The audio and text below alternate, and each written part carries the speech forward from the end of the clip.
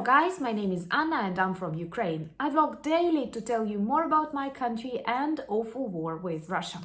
But today is a very happy day in the modern history of Ukraine because our city Kherson returned back to Ukraine. Just yesterday I have recorded a video telling you about the success of our counter-offensive, and today we have many heartwarming videos from the city and Ukrainian flags appearing everywhere. I think this is a very important day and a very symbolic event happening right now.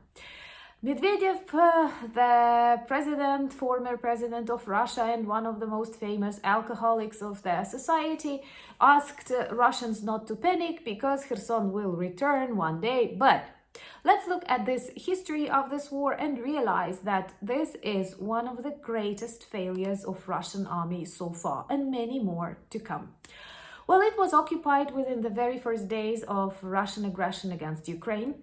And many brave people protested against that on the streets of Kherson when it was really dangerous because Russian soldiers were shooting in the crowd, they were throwing various explosives, but people were strong enough to stand against that occupation. And I remember crying a lot watching at these people with Ukrainian flags, with various posters demonstrating their position. And out of many occupied cities and villages, Kherson was very vivid in its rebellion, in its fight against Russian orcs. People were trying to oppose it, not taking care even of their own lives. And if you remember those stories about the seeds that Russian soldiers were advised to put in their pockets so they at least will become sunflowers after they get into Ukrainian soil, it all comes from the Kherson region. People did not want to switch to rubles. Many shops, despite it was dangerous, continued trade with hryvnias.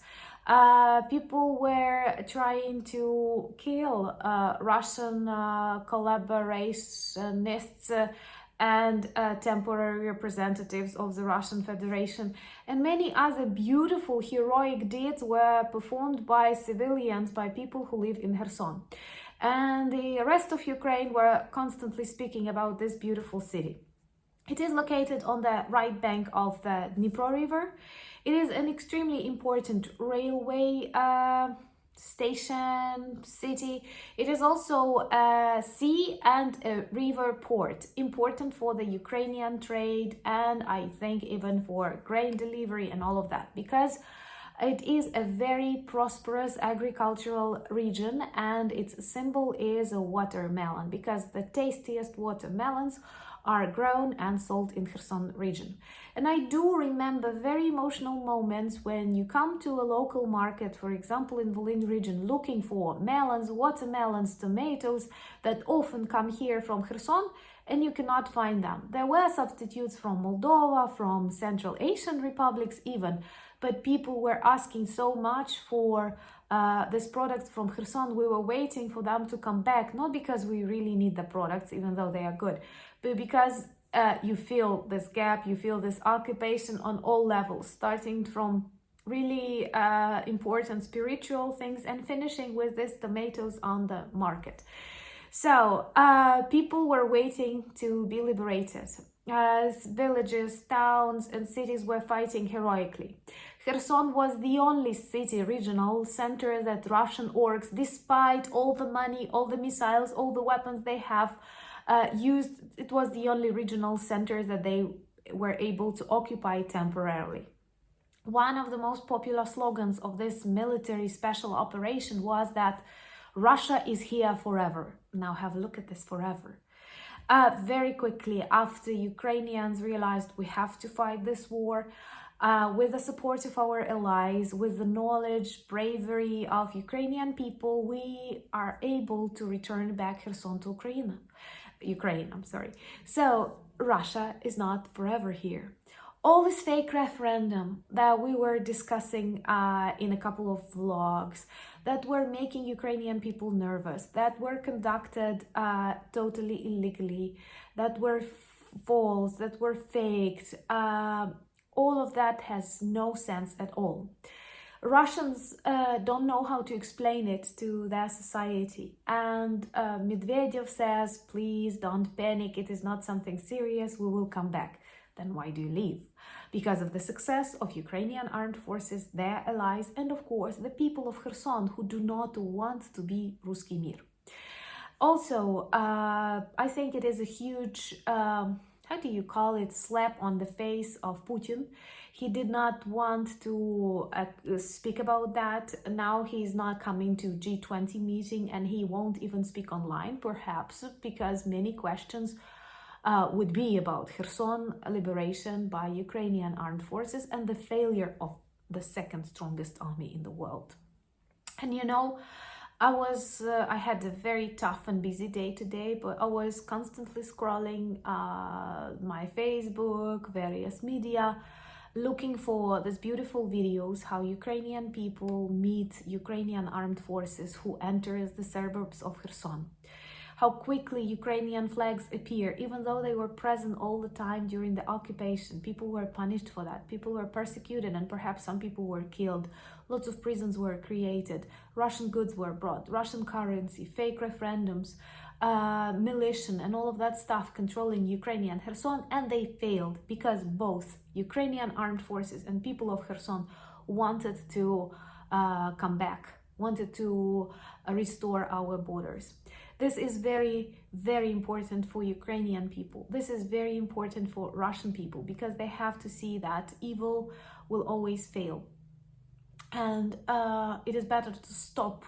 They have committed so many crimes. They have killed so many innocent people that like they will have hundreds of years to, I don't know, pray for forgiveness. But still, it is better to stop right now. Though I don't actually believe in that. And of course we have to be really dangerous because we have to be really careful because many of the streets in Kherson are mined and Russian soldiers take off their uniform, throw it in garbage bins, which is actually the only thing you should have done with that uniform, and especially those who are mobilized right now, that's the best recipe, take it off and throw it away. And they put on civilian clothes, and it may be they are hiding in some flats that were left by Ukrainians who fled war. And I have so many friends from the University of Kherson, and they are very happy. So we understand that it is going to be a difficult process, the liberation of the rest of the territories, but we also understand that we will succeed in that. We realize it will be difficult to rebuild Kherson and other cities that were occupied, but once again, we will succeed because people, God, allies, and truth, all of that is with us.